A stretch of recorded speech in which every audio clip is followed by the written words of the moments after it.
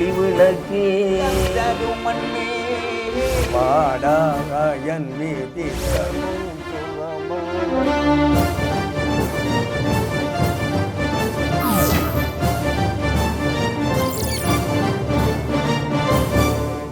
வணக்கம் வி தமிழ் உறவுகளே, இந்த புத்தாண்டை மிக சிறப்பாக கொண்டாடி கொண்டிருக்கிறீர்கள். உங்களுக்கும் எங்களுடைய வி தமிழ் யூடியூப் சேனல் சார்பாக எமது புத்தாண்டு வாழ்த்துக்களை தெரிவித்துக் கொண்டு, உறவுகளே, கடந்த பல வருடங்களை நாங்கள் பல சவால்களோடும் பல துன்பங்கள், துயரங்கள், வேதனைகளையும் கடந்து இன்று வந்து நிற்கின்றோம். அதே போல இனிவரும் வருடத்தையும் எந்த சவாலையும் எதிர்கொண்டு பயணத்தை தொடர்வோம் என கேட்டுக்கொண்டு, இன்றும் இங்கே பல சவால்களையும் எதிர்கொண்டு பல அடிமை விலங்குகளை உடைத்து கொண்டு இங்கே எங்களுக்காக வந்திருக்கின்றார். வலிமை பெண்ணாக, சிங்க பெண்ணாக, வீரமிகு பெண்ணாக, ஒரு பெண் குலத்துக்கு ஒரு முன்னுதாரணமாக திகழ்கின்ற ஒரு பெண்ணாக இங்கே வந்திருக்கின்றார். அகில இலங்கை ரீதியிலே பல பதக்கங்களை வென்று பல சவால்களை வென்று இங்கே வந்திருக்கிறார். அவரை நாங்கள் சந்திக்க இருக்கின்றோம். தனலட்சுமி முத்துக்குமார குருக்கள் அவர்கள், வணக்கம். வணக்கம். நீங்கள் மிக மிக பலத்த சமூகத்தின் மத்தியில் இருந்து வந்தாலும் பல சவால்களை எதிர்கொண்டிருக்கிறீர்கள். பல வீர சாதனைகளை படைத்து விட்டு இங்கு வந்திருக்கிறீர்கள். நான் நினைக்கிறேன், அகில இலங்கை ரீதியில் மாத்திரம் அல்ல, இன்று உலகமே ஒரு உற்றுப்பாக்கும் ஒரு பெண்ணாக, வலிமை பெண்ணாக வந்திருக்கிறீர்கள். உங்களுடைய ஆரம்ப காலம் பற்றி குறிப்பிட முடியுமா? அனைவருக்கும் தமிழ் புத்தாண்டு நல்வாழ்த்துக்கள். நான் தனலட்சுமி முத்துக்குமார குருக்கள். என்னோட சொந்த இடம் காங்கேசந்துறை, யாழ்ப்பாணம். எனது 8 வயது வரை நான் காங்கேசந்துறையில் இருந்தேன். என்னோட ஆரம்ப பாடசாலை அமெரிக்கன் மிஷன் பாடசாலை காங்கேசந்துறை. அதன் பிறகு இடப்பெயர்வுகள் காரணமாக பல பாடசாலைகளில் கல்வி கற்றேன். கந்தரோடை தமிழ் கந்தையா வித்தியாசாலை, அங்கே ஒரு 3 வருட கல்வி. அதன் பின்பு இடையில் நிறைய பாடசாலைகள் மாதக்கணக்கில் நாட்கணக்கில் எல்லாம் சென்றிருக்கிறோம். அதன் பிறகு இறுதியாக கிளிநொச்சி அக்கராயன் மகா வித்தியாலயத்தில் எனது படிப்பை முடித்தேன். அங்கு 3 வருடம் கல்வி கற்றேன். அதன் பிறகு குடும்ப வாழ்க்கை அப்படியே போய்கொண்டிருந்தது. அதன் பிறகு நான் உடல் எடையை குறைக்க வேண்டும் என்பதற்காக ஜிம்முக்கு சென்று என்னோட பயிற்சிகளில் ஈடுபட்டு நான் 120 கிலோவுக்கும் மேல் அதிகமாகவே இருந்தேன். பயிற்சிகள் உடல் எடையை குறைப்பதற்காகத்தான் ஜிம்முக்குள் வந்தீர்கள்? ஆம். ஜிம்முக்குள் வருவதற்கான காரணம் எனக்கு யாழ்ப்பாணத்தில் ஒரு தொலைக்காட்சியில் தொகுப்பாளராக வேலை செய்வதற்கான ஒரு சந்தர்ப்பம் அமைந்தது. அந்த நேரத்தில் நான் எனது தோற்றம் 120 கிலோவுக்கு மேல் அதிகமாக இருந்ததினால் தோட்டத்தை கொஞ்சம் சரி செய்வதற்காக நான் உடற்பயிற்சி கூடத்துக்கு சென்றேன், அதாவது ஜிம்முக்கு. அங்கு சென்று எனது பயிற்சிகள், கடுமையான பயிற்சிகளின் மூலம் நான் அதை உடல் எடையை குறைத்து கொண்டு போகும்போது எனக்கு அந்த அந்த ஃபீல்டில் எனக்கு ரொம்ப இன்ட்ரெஸ்ட் ஆகிட்டு. ஆமாம், அந்த ஆர்வத்தின் காரணமாகத்தான் அதன் பிறகு அங்கு நான் பயிற்சிகளை மேற்கொண்டு படியே கொழும்பு கலனியில் சவுத் ஏசியன் ஸ்போர்ட்ஸ் சயின்ஸ் அகாடமின்னு சொல்லி அந்த அகாடமியில் என்னோட பயிற்றுவிப்பாளர் ஆகணும் என்ற ஆசையில் அதற்கான ஒரு படிப்பை மேற்கொண்டேன். ஸ்போர்ட்ஸ் சயின்ஸ் பாடத்தை எடுத்து அந்த பாடத்தை படித்தேன். அங்கே அந்த பாடத்தை படித்து அதிலிருந்து தேர்ச்சி பெற்று தற்போது Colombo Wellawatte marine fitness gym Rohini ரோட்டில் அங்கே நான் ஒரு உடற்பயிற்சி பயிற்றுவிப்பாளராக 2 வருடங்கள் அங்கே வேலை செய்கிறேன். அதற்கு முன்பும் கொழும்பில் வேறு பயிற்சி கூடங்களில் நான் பயிற்றுவிப்பாளராக இருந்தேன். தற்போது மெரைன் ஃபிட்னஸ் ஜிம்மில் தான் நான் இப்போ வேலை செய்து கொண்டு இருக்கிறேன். நல்லது. இந்த நேரத்தில் உங்களிடம் ஒன்று கேட்க வேண்டும். நீங்கள் ஒரு பிராமண குடும்பத்திலிருந்து வந்தவர்கள். நான் நினைக்கிறேன், பிராமண குடும்பத்தை பொறுத்த வரைக்கும் பல கட்டுப்பாடுகள் இருக்கும். கட்டாயமாக பல கட்டுப்பாடுகள் இருக்கும். இந்த உடுப்பு தான் போடணும், இப்படி தான் போகணும், இத்தனை மணிக்கு தான் பெறணும் என்று அப்படி ஒரு கட்டுப்பாடு இருக்கும். அதை எவ்வாறு நீங்கள் எதிர்கொண்டீங்க? அந்த கட்டுப்பாடுகள் இருந்தது. அதை நான் குடும்பத்தோடு மட்டும் இந்த பயிற்சி கூடங்களுக்கு செல்வதற்கு முன் அதே போல் கால்முட்டை, சாரி இல்லை சல்வார் இந்த மாதிரி உடைகளோடு மட்டும்தான் நான் இருந்தேன். நான் பயிற்சி கூடங்களுக்கு செல்ல தொடங்கிய பிறகு அங்கே இந்த மாதிரி ஆடைகளோடு அங்கே பயிற்சி செய்ய முடியாது, அதுக்கு அனுமதியும் இல்லை. பயிற்சி நிர்வாகத்தாலே அதுக்கான அனுமதி இல்லை. ஸோ நான் அதுக்கப்புறமா பாட்டம், டிஷர்ட் இந்த மாதிரி உடைகளோடு தான் என்னோட பயிற்சியை ஆரம்பித்தேன். அதன் பிறகு அப்படியே படிப்படியாக ஜீன்ஸு அது என்னோட ப்ரொஃபஷனலுக்கு ஏற்ற மாறு என்னோட உடைகளை நான் மாற்றிக்கொண்டேன். சில கருத்துக்கள் வந்தது தான், ஐயரம்மா இப்போ எல்லாம் ஜீன்ஸோட தெரிகிறா அப்படின்னுலாம் சொன்னார்கள். எனக்கு அவர்களோட கருத்தை விட நான் செய்ய வேண்டிய இலக்கு தான் எனக்கு எந்த கண் முன்னே இருக்குது, எந்த மனசில் இருக்குது. அது ஒரு வெறி மாதிரி இருக்கிறப்போ எனக்கு அடுத்தவரோட கருத்துக்கள் எனக்கு ஒரு விஷயமே இல்லை. நான் அதை ஈஸியாகவே கடந்து வந்துட்டேன். இப்போதும் கடந்து கொண்டிருக்கிறேன். உண்மையாக ஒரு வலிமை பெண் தான் நீங்கள், உண்மையில் ஒரு வலிமை பெண் தான். ஏனென்றால் அது மிகவும் இறுக்கமான ஒரு சமூக கட்டமைப்பு. பல அடிமைத்தனங்கள் இப்பொழுதும் அது எங்களுடைய மண்ணிலே நிலந்திருக்கிறது. அதை உடைத்து கொண்டு வந்திருக்கிறீர்கள், நல்லது. இந்த இடத்தில் உங்களிடம் இன்னொரு கேள்வி. இந்த ஜிம் நீங்கள் பழுதுக்கும் போது பல உங்களுக்கு இந்த உடம்புக்கு எனர்ஜி ஏற்ற வேண்டிய ஒரு கட்டாய தேவை இருக்கிறது. இந்த மாமிச உணவுகள் தவிர்த்து தான் நீங்கள் நான் நினைக்கிறேன் கட்டாயமாக அதுக்கான அந்த சத்தை உள்வாங்குவீர்கள். அதே எவ்வாறு எதிர்கொள்கிறீர்கள்? அது என்னன்னு சொன்னால், நான் சிறு வயதிலிருந்தே நான் கொஞ்சம் ஒரு பெண் பிள்ளை போல் சாஃப்டாக அப்படி ஒரு இதாக சொகுசாக வளரவில்லை. சிறு வயதிலிருந்தே நான் ரொம்ப ஒரு ஆண் பிள்ளைகள் போல் குளப்படிகள் செய்வது, மரம் ஏறுவது, வீட்டில் என்ன வேலை என்றாலும் செய்கிறது, சிறு வயதில் தோட்டங்கள் செய்வது, இந்த மாதிரி வேலை செய்கிற ஆக்களோடு சேர்ந்து நானும் அவர்களோடு சேர்ந்து செய்வது, எவ்வளோ ஹார்ட்டான வேலைகள் எல்லாமே நான் செய்வேன். எனக்கு அது விரும்பி நான் செய்கிறது.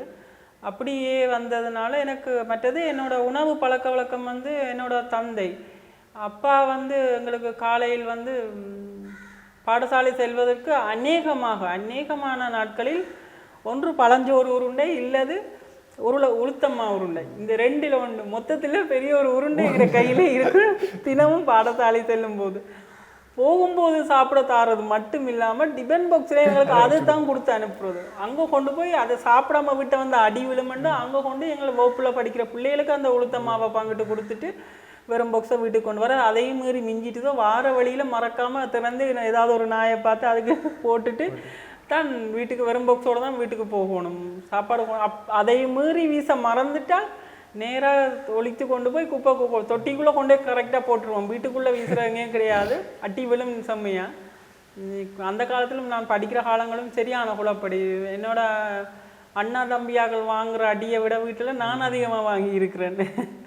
அவ்வளோ குளப்படி. அந்த சாப்பாடுகள் அந்த அப்பா தந்த சாப்பாடுகள், கீரை வகைகள், அநேகமாக வீட்டில் கீரை வகை இருக்கும் அநேகம் சாப்பாடுகளில். மற்றது எள்ளு சம்பந்தமான எள்ளுருண்டைகள், அதெல்லாம் எங்களுக்கு விருப்பம் இல்லைன்றாலும் இருத்தி வச்சு கட்டாயப்படுத்தி சாப்பிட வைப்பார். சாப்பிடும்போது விரதம் அதிகம் நாட்கள் எங்களுக்கு விரதத்தோடு தான் போகிறது, விரதங்கள் கூட நாட்கள். அதிலேயும் அந்த சாதம் போட்டு சாதத்துக்கு மேலே வாழை இலையில சாதம், அது மேலே பருப்பு ஊற்றி பருப்பு மேலே நெய் விடுவேன். அந்த நெய் கட்டாயம் சாப்பிட்டே ஆகணும்.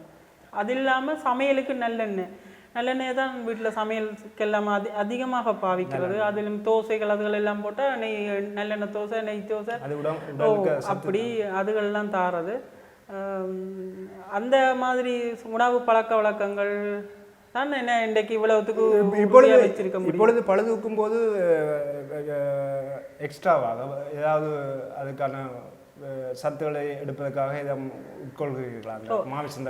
அது இப்போ நான் இந்த பழுதூக்குறதுக்காக நான் இந்த உடல் எடையை குறைக்க வேணும்னு சொல்லி 120 கிலோவுக்கு மேலே இருந்தேன். நான் 83 கிலோவுக்கு வரைக்கும் 37 கிலோ குறைச்சி வந்தேன். நான் திருப்பி எனக்கு அந்த பழுதூக்குறது போது எனக்கு உடம்புக்கு பலம் வேணுமென்றதுக்காக நான் திருப்பி என்னோடய வெயிட்டை அதிகரித்தேன். நான் 10 கிலோவுக்கு மேலே என்னோடய வெயிட்டை நான் கூட்டினேன்.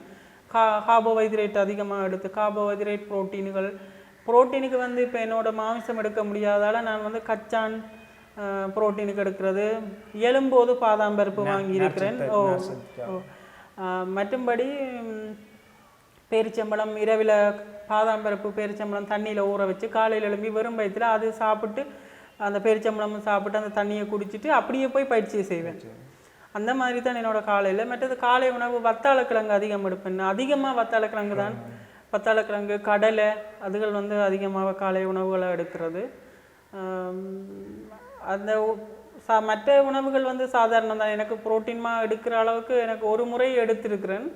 அதன் பிறகு தொடர்ந்து எனக்கு இந்த போட்டி காலங்களில் எடுக்கிற அளவுக்கு எனக்கு வசதி இருக்கையில் என்னோட கொழும்பில் என்னோட வருமானம், அந்த வருமானத்தில் நான் வாடகைக்கு இடம் எடுத்து அங்கே தங்கி இருந்து சாப்பாடு ஃபுல்லே கவனிக்கிறது இதுகளில் வந்து எனக்கு எனக்காக எக்ஸ்ட்ரா ஒரு விஷயத்தை செய்ய முடியாது.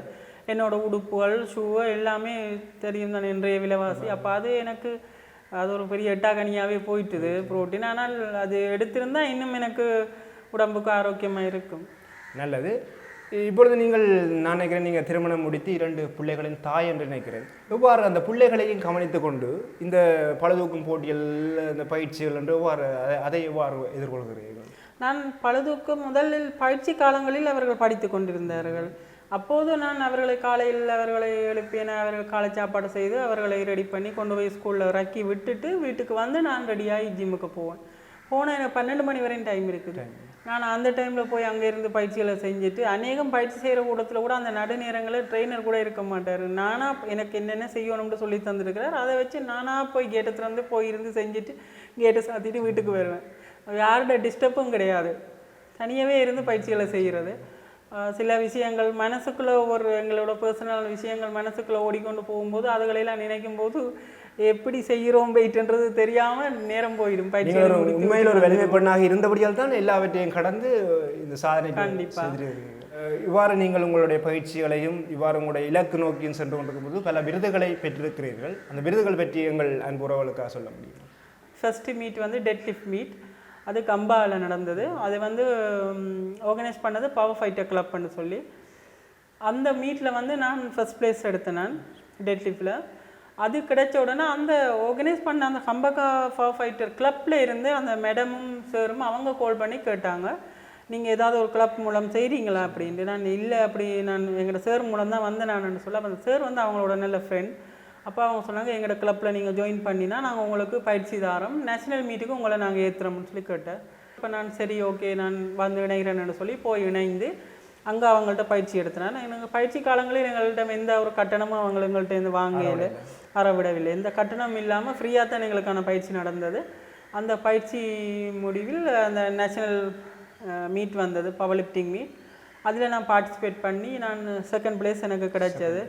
அது ஃபர்ஸ்ட் பிளேட் வந்து ஒரு சின்ன இன்ஜரியால் அந்த ஃபர்ஸ்ட் பிளேஸ் என்னை தட்டி போயிட்டுது. அவங்களோட வெயிட் கொழுவின கவன இனத்தில் தான் அது மிஸ் ஆனது. இருந்தாலும் செகண்ட் ப்ளேஸ் கிடைச்சது எனக்கு. சந்தோஷம். அது எனக்கு பெரிய சந்தோஷம். நேஷனல் மீட்டில் ஃபர்ஸ்ட்டுக்கு பார்ட்டிசிபேட் பண்ணி 4-5 வருஷம் பார்ட்டிசிபேட் பண்ணி ஒரு தேர்ட் பிளேஸ் கூட எடுக்காமல் இருக்கிறவங்க நிறைய பேர் இருக்கிறாங்க. இந்த போட்டியில் பார்ட்டிசிபேட் பண்ணினதுன்றது எனக்கு ஒரு பெரிய விஷயம். அதையும் தாண்டி ஒரு ஹவுஸ் ஒய்ஃபாக இருந்த எனக்கு போய் ஒரு நேஷனல் மீட்டில் இறங்குறேன்ன்றது எனக்கு அது ஒரு இமயம் தான் என்னை பொறுத்த வரைக்கும்.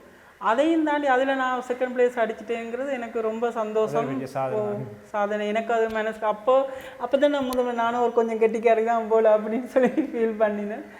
அதுக்கு பிறகு ஸ்ட்ராங் உமன் போட்டி நடந்தது, இறுதியாக நான் செஞ்ச போட்டி. அது வந்து CFF சொல்லி கொழும்பு ஃபெஸ்டிவல் ஃபிட்னஸ் ஃபெஸ்டிவல் என்று சொல்லி அதை வந்து ஆர்கனைஸ் பண்ணது கெட் டு ஃபிட்னு சொல்லி அந்த ஜிம்மால் தான் அவங்க தான் ஆர்கனைஸ் பண்ணி அதை நடத்தினாங்க. அந்த ஸ்ட்ராங் உமன் போட்டி, அந்த போட்டியில் வந்து நான் முதலாம் இடத்தை பெற்றுக்கொண்டேன். அதில் 2 ஈவெண்ட் இருக்குது, 3 ஈவெண்ட் இருக்குது. அதில் வந்து farmer walk, log press, tyre, இந்த 3 ஈவெண்ட்டும். அந்த 3 ஈவெண்ட்டும் வந்து நாங்கள் 1 மினிட் எங்களுக்கு டைம் தருவாங்க. அந்த 1 மினிட்டுக்குள்ளே எவ்வளோ தூரம் ஃபார்மர் வாக் வந்து எவ்வளோ தூரம் அந்த வெயிட் 2ஐயும் எடுத்துக்கொண்டு என்னோட அது சம்மந்தமான ஒரு ஃபோட்டோ மட்டும்தான் இருக்குது, வீடியோ இல்லை, கிடைக்கல, மிஸ் ஆகிட்டு.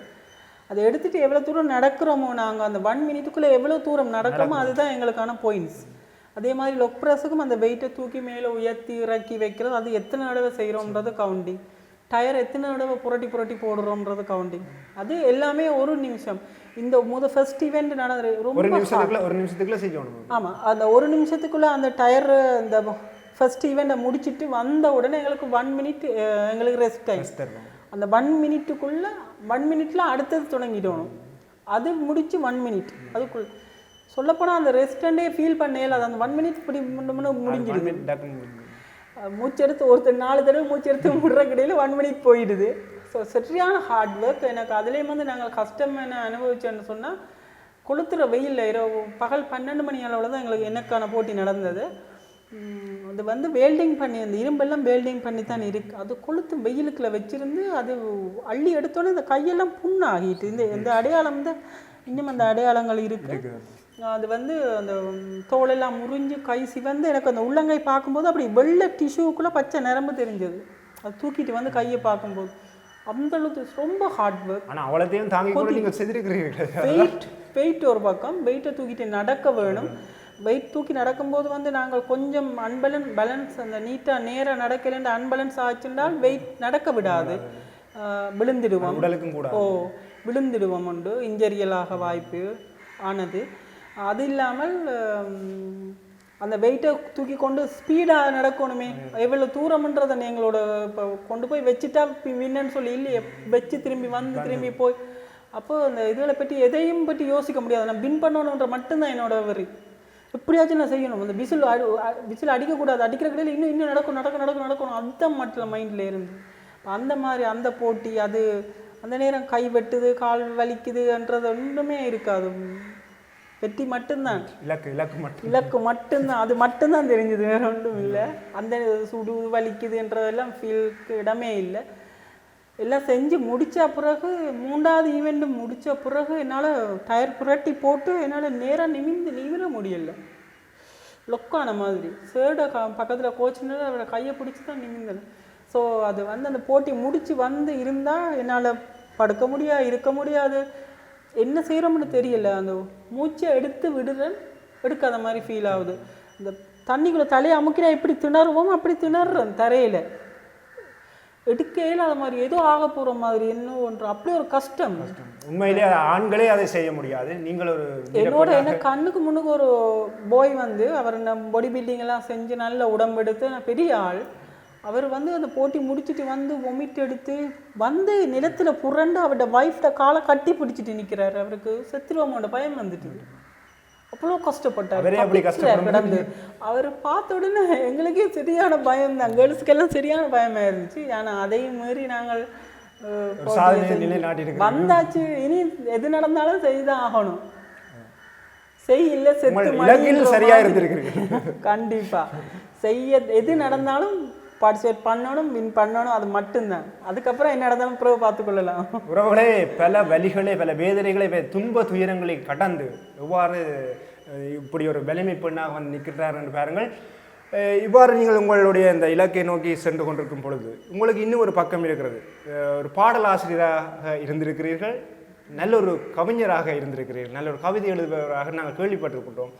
அந்த பாடல் ஆசிரியராக என்ன பாடல் எழுதியிருக்கிறீங்கன்னு சொல்ல முடியுமா? அதுக்கு நான் நினைக்கிறேன் ஒரு விருது உங்களுக்கு கிடைத்திருக்கிறது நினைக்கிறேன், அதை பற்றி குறிப்பிட முடியுமா? பாடலாசிரியர் விருது வந்து நான் வந்து இப்போ இந்தியா இலங்கைகளில் வந்து கவிதை குழுமங்கள் இயங்குகிறது. அந்த குழுமங்களில் வந்து நிறைய குழுமங்களில் நான் குழும தலைவராக, செயலாளராக, பொருளாளராக, உபத்தலைவராக நான் அதில் பதவிகளை வைத்து கொண்டு இருந்தேன். நான் அது இல்லாமல் நான் நடுவராகவும் போட்டிகளில் வந்து பங்கு கொண்டு இப்போ ஆண்டு விழா போட்டி என்று சொன்னால் அது வந்து நாங்கள் 400-500 கவிஞர்கள் கவிதை எழுதுவார்கள், அதில் நாங்கள் 10 பேரை செலக்ட் பண்ணி கொடுக்க வேண்டும். அப்போ அதில் வந்து எழுத்து பிழையிலேருந்து கருத்து பிழையிலேருந்து ஒவ்வொன்றையும் நாங்கள் அதில் வந்து கண்காணிக்கணும். வட சொல்கள் இருக்கக்கூடாது, அந்த மற்றது ஆங்கில சொற்கள் இருக்கக்கூடாது, அதுகளெல்லாம் அதுகளில் நிறைய எங்களுக்குன்ற ஒரு கட்டுப்பாடு, அந்த கட்டுப்பாட்டுகளுக்குள்ளே இருக்கிற கவிதையாக நாங்கள் தேர்வு செய்ய வேணும். அது தேர்வு செய்ய நேரங்களில் நிறைய எதிர்ப்புகளையும் சம்பாதிக்க வேண்டி வரும். நான் சரியாத்தான் எழுதினான், இதை இப்படித்தான் எழுதினான், எங்களை தனிப்பட்டு எங்களோட வந்து பிரச்சனை பண்ண வருவாங்க, பண்ணியிருக்கிறாங்க. அது எல்லாம் சவாலாக எடுத்து அவைகளுக்கு இந்த ஒரு கவிதையை நான் ரிஜெக்ட் பண்ணுறேன்னு சொன்னால் அந்த ரிஜெக்ட் பண்ணுறதுக்கு என்னட்டு அதுக்கான சரியான ஆதாரமான ஒரு இது இருக்க வேணும். அதே நேரத்தில் ஒரு கவிதையை நான் செலக்ட் பண்ணுறேன்னு சொன்னால் அதுக்கும் அதுக்கான சரியான இது கொடுக்க வேணும். ஸோ அது வந்து கொஞ்சம் கடினமான இதுதான். அதையும் தாண்டி அப்படி பயிற்சிகளை நான் நடுவராயும் செய்திருக்கிறேன், நான் போட்டியாளராகவும் போய் செய்திருக்கிறேன். இப்படி நிறைய அனுபவங்கள் விருது பெற்றிருக்கிறீர்கள். விருது வந்து அது வந்து ஊழலா அப்படின்னு சொல்லி ஒரு கவிதை குழுமத்தில் போட்டி நடந்தது, பாடலாசிரியர் போட்டி. அதில் வந்து 3 சுற்று நடந்தது. அவையில் வந்து ஒரு சினிமா பாடலை தந்து இந்த பாடலுக்குரிய மெட்டில் உங்களோட பாடல் எழுதி இருக்கணும் என்று சொல்லி சொன்னாங்க. அதுக்கான கரு வந்து எதுவும் இல்லை, இந்த பாடல் மெட்டில் உங்களோட பாடல் இருக்க வேணும், எது சம்மந்தமான பாடலாயும் நீங்கள் எழுதலாம், ஆனால் மெட்டு இந்த மாதிரி இருக்கணும் வேண்டாங்க. அப்போ அதில் முதல் சுற்றில் நான் பாடல் எழுதி அதில் வின் பண்ணினேன். அதில் வின் பண்ணின பிறகு அடுத்து 2வது சுற்று அதுலேயும் வின் பண்ணி செலக்ட் ஆகி, அப்போ அந்த ஃபஸ்ட்டுக்கு எழுதி அதில் செலக்ட் ஆகும்போது ஒரு குறிப்பிட்ட ஆக்களை செலக்ட் பண்ணுவாங்க. ஒரு 100 பேர் 400 பேர் எழுதி இருந்தால் அதில் ஒரு 100 பேர் எடுப்பாங்க. அடுத்து 2வது சுற்றில் வந்து அதில் ஒரு 30 பேரை தெரிவு செய்வாங்க. திருப்பி 3வது சுற்றுக்கு வந்து ஒரு 15 பேரை தெரிவு செய்வாங்க. அப்படி அந்த தெரிவில் வந்து 3வது சுற்றில் வந்து 3வது சுற்றுக்குள்ளே இருந்த 5 பேருக்குள்ளே நான் ஒரு ஆளாக வந்தேன். நான் லாஸ்ட் சுற்றில் வந்து அதில் எனக்கு அந்த பாடலாசிரியர் அவார்டும் எனக்கு கிடைச்சது. அது வந்து இந்தியாவோட பாடலாசிரியர் பா விஜய் அவர்கள் சைன் வச்சு தந்த அந்த கையொப்பத்தோடு அந்த அவார்டு எனக்கு கிடைச்சிருக்குது. கவிதைகளில் இருந்து அதை எழுதி அந்த ஃபீல்டில் இருக்கும்போது அதை முழு மூச்சாக இருந்து செய்து கொண்டிருந்தேன். எப்போ நான் இந்த ஃபீல்டுக்குள்ள வந்தேன்னா அதில் போகிறக்கு எனக்கான நேரங்கள் இல்லை. என்னோட பயிற்சி எனக்கு பயிற்சி செய்ய வேண்டும். ஜிம்மில் பயிற்சி கொடுக்குறக்கு என்னோட வேலை தொழில் அதை பார்க்கணும். அது இல்லாமல் பர்சனல் ட்ரைனிங் செய்யணும். அதுகள் செஞ்சால் தான் என்னால் சமாளிக்க முடியும். நான் எடுக்கிற சம்பளம் என்னோட வீட்டு வாடகைக்கு போதாது. உண்மை அதுதான், வீட்டு வாடகைக்கு அது போதாதுன்றப்போ அப்போ நான் பர்சனலாக வெளியில் செய்கிற ட்ரைனிங் காசு அதில் வச்சு தான் என்னோட எனக்கான உடுப்பு ஷூவோ என்னோட தேவையானகள் சாப்பாடுகள் எல்லாத்தையுமே நான் பார்த்துக்கொள்ள வேண்டி இருக்கிறது. கொஞ்சம் சிரமமாகத்தான் இருக்கிறது. பார்ப்போம்.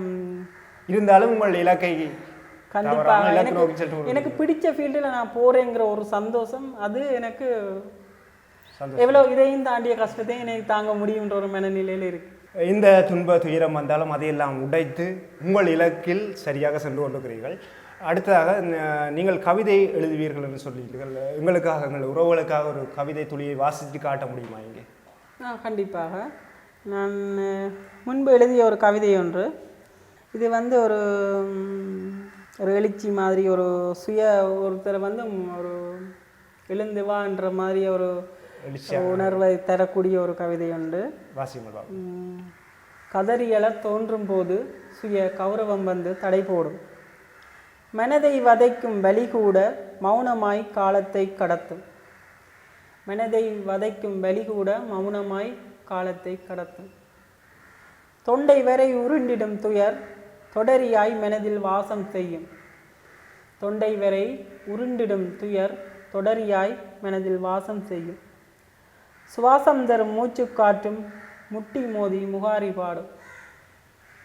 சுவாசம் தரும் மூச்சு காற்றும் முட்டி மோதி முகாரி பாடும். ஏன் இந்த நிலையென கேள்விகளிலும் எதற்குமே பதிலின்றி கண்ணீர் சொரியும். ஏன் இந்த நிலைமை என கேள்விகளும் எதற்குமே பதிலின்றி கண்ணீர் சொரியும். வாழ்வே நரகமென தோன்றிடும் போது விதி வலியதென கடமை கைகொட்டும். விதி வலியதென கடமை கைகொட்டும். நல்லது. நான் நினைக்கிறேன் இது உங்களுடைய வாழ்க்கையை மையப்படுத்திய ஒரு கவிதையாக இருக்குமோ என்ற ஒரு சந்தேகம் உங்களுக்கு இருக்கிறது. உண்மைதான். கண்டிப்பாக எனக்கான ஒரு கவிதை தான். என் உணர்வுகளை நான் வெளிப்படுத்துகிற ஒரு வரிகள். நல்லது. நாங்களும் எங்கள் வீத்தமிழ் யூடியூப் சேனலினூடாக உங்களுக்கு ஒரு சிறு 4 வரி கவிதை ஒன்றை சொல்லுகின்றேன். எங்கள் வீத்தமிழ் சார்பாக. காங்கேசன் துறையிலா கற்கொண்டீர் இருபுள்ளை வாங்க வென்ற அம்மனிடம் வரம் கொண்டீர். தாங்குவேன் என்றா முழு தடை வென்றீர். இனி நீங்கே நின்றா ஜிம்மில் இன்றும் நிலை கொண்டீர். குறிப்பிட்ட சிறு நேரத்தில் நீங்கள் எழுதியிருக்கிறீர்கள் என்று புரிகிறது. மிக்க மகிழ்ச்சி. நன்றி. நல்லது. அகில இலங்கை ரீதியிலே இப்பொழுது நீங்கள் பல சாதனைகளை செய்திருக்கிறீர்கள். நிச்சயமாக வெளிநாடுகளுக்கும் சென்று இந்த சாதனைகளை நீங்கள் செய்ய வேண்டும் என்றது எல்லோருடைய விருப்பம். ஆனால் அகில இலங்கை ரீதியாக செய்யும் பொழுதும் பல பொருளாதார பிரச்சனைகளை எதிர்கொள்வீர்கள். என்றால் இப்பொழுது இலங்கையை மிகவும் வாட்டிக்கொண்டிருக்கும் பொருளாதார பிரச்சனை எல்லோரையும் தான் வாட்டிக்கொண்டிருக்கிறது. அது உங்களையும் கட்டாயமாக வாட்டும். அதே போல் நீங்கள் இப்பொழுது பல பொருளாதார பிரச்சனையை எதிர்கொள்வீர்கள். உங்களுக்கு அந்த உதவி சில நேரம் தேவைப்படும். அப்படி ஏதாவது உணர்கிறீர்களா? எனக்கு வந்து நான் இப்போ இலங்கை ரீதியில் வந்து நான் நடந்த போட்டியில் வந்து 1ஆம் இடத்தை பெற்றதால் என்னை வந்து ஆசிய விளையாட்டுக்கள், அதாவது பெங்களூரில் வந்து இந்த போட்டி நடைபெறுகிறது. அது ஆசிய நாடுகள் பங்கு பெறுற போட்டி உண்டு. அந்த போட்டியில் என்ன தெரிவு செய்திருக்கிறார்கள். இதைவிட நீங்கள் ஆரம்பத்தில் இந்த ஜிம்முக்குள் வரும்பொழுது பல சவால்களை எதிர்கொண்டிருப்பீர்கள். அதிலே பணமும் ஒரு பிரச்சனையாக இருந்திருக்கும். அதை எவ்வாறு எதிர்கொண்டீர்கள்? நான் வந்து இந்த பயிற்சிக்கு செல்லும்போது பயிற்சி காலங்களில் ஓரளவுக்கு சமாளித்து கொண்டிருந்தாலும் மேலும் எனக்கு கல்வியை தொடருவதற்கு, இந்த பயிற்சியாளர் கல்வியை தொடருவதற்கு எனக்கு பெரிய தொகை ஒன்று தேவைப்பட்டது. அதற்கு எனது அப்பா எனக்கு தந்த நகைகளை நான் அடகு வைத்து தான் படித்தேன். படிப்புக்கு மட்டுமின்றி நான் அந்த நேரத்தில் நான் வவுனியாவில் இருந்தேன். படிப்பு மட்டுமன்றி அந்த காலத்தில் இலங்கையில் நடந்த பிரச்சனைகள் எல்லாம் சம்பந்தமாக அதுகளெல்லாம் நடைபெறும் போது வாகனங்கள் சாதாரணமாக 1000 ரூபாய்க்கு டிக்கெட் எடுக்க முடிஞ்ச இடத்துல கூட 3000 ரூபா டிக்கெட் எடுத்தும் போய் வர வேண்டிய சூழ்நிலையில் அமைஞ்சது. இந்த அரளைய அந்த பிரச்சனையெல்லாம் நடந்தது. அப்போ வவுனியாவில் இருந்து நான் கொழும்பு வந்து ஒவ்வொரு கிழமையும் கொழும்பு வருவேன் படிக்கிறதுக்கு. ஒவ்வொரு கிழமையும் வந்து போகிற செலவு, போக்குவரத்து செலவு, என்னோட கல்விக்கு நான் கட்டிய பணத்தையும் தாண்டியதாக போயிட்டு நிறைய அதிகமாகவே இருந்தது. அதையும் தாண்டி நான் அந்த கல்வியை மேற்கொண்டேன். அப்பா தந்த நகைகள் எல்லாமே கிட்டத்தட்ட இப்பொழுது என் கையில் எதுவும் இல்லை. அவ்வளவு அடகு வச்சு தான் நான் படித்தது. அதுக்கு பிறகு எனக்கு தேவையான ஜிம்மு, உடுப்புகள், ஷூவில் இருந்து எனக்கு தேவைப்பட்ட பயிற்சி செய்யும்போது எங்களுக்கு பாதுகாப்புக்கு நாங்கள் யூஸ் பண்ண வேண்டிய பெல்ட்லேருந்து எல்லாமே வாங்க வேண்டிய சிச்சுவேஷன். அந்த நேரத்தில் எனக்கு ஒரே ஒரு நீ கார்ட் மட்டும் என்னோட இந்த பயிற்சி காலத்தில் ஒரு சகோதரி நிஷான்னு சொல்லி அவங்க வவுனியாவில் இருக்கிறாங்க. நிஷா அவங்க ஹஸ்பண்ட் வந்து அணு உண்டு, அவர் வந்து ஃபேமிலி ஃப்ரெண்ட். அவள் வந்து எனக்காக ஒரு 10,000 எனக்கு கிஃப்ட் பண்ணியிருந்தேன் அந்த நீ கார்ட் ஒன்று போடுறதுக்கு. அதை நான் வாங்கியிருந்தேன். அந்த உதவி ஒன்று கிடைச்சது. அது இல்லாமல் மற்றபடி எல்லாமே நான் இந்த நகையில் அடை வச்சு அந்த காசு மூலம் தான் இது வரைக்கும் என்னால் பயணித்தேன். இதுக்கு மேலே பயணிக்கிறதுக்கு இல்லை. இறுதியாக உங்கள் அன்பு உறவுகளுக்காக ஏதாவது சொல்ல விரும்புகிறீர்களா? எதிர்வரும் சந்ததியினருக்கு நான் கூற நினைப்பது, உங்கள் உடலை நீங்கள் பொக்கிஷமாக பாதுகாருங்கள். உங்கள் உடலுக்கு தேவையான பயிற்சி தேவைப்பட்டால் பயிற்சியோ அல்லது சரியான உணவு பழக்க வழக்கத்தையோ சரியான ஓய்வோ எல்லாவற்றையும் உங்கள் உடம்பை பாதுகாக்கக்கூடிய விஷயங்களை நீங்கள் கடைப்பிடியுங்கள். தவறான போதைப் பொருள் பாவனைகள் இந்த மாதிரியான விஷயங்களில் இருப்பவர்கள் அதை விட்டு வெளியே மீண்டு வாருங்கள். மீண்டு வருவதற்கு இந்த பயிற்சி கூடம் உங்களுக்கு மிகவும் உறுதுணையாக இருக்கும். மன மாற்றத்துக்கு இது ஒரு சிறந்த இடமாக இருக்கும். மேலதிகம் பயிற்சி கூடம் செல்வதை ஒரு காலத்தில் அதை ஒரு அதிகமான ஒரு அநாகரிகம் மாதிரியோ நாகரிகமற்ற செயல் மாதிரியோட கருதிய காலங்கள் இருக்கிறது. கடந்த காலங்கள், நாங்கள் கடந்து வந்த காலங்கள். தற்போது அப்படி இல்லை. எங்கள் உடல் ஆரோக்கியத்திற்கு இப்பொழுது எங்களது பயிற்சி கூடத்திற்கே வைத்தியர்களால் பரிந்துரைக்கப்பட்டு பயிற்சி கூடத்துக்கு வருகிறார்கள். என்னோட அம்மா வயசுல இருக்கிற அண்டிமார் கூட வராங்க, என்கிட்ட வந்து பயிற்சி பெறுறாங்க.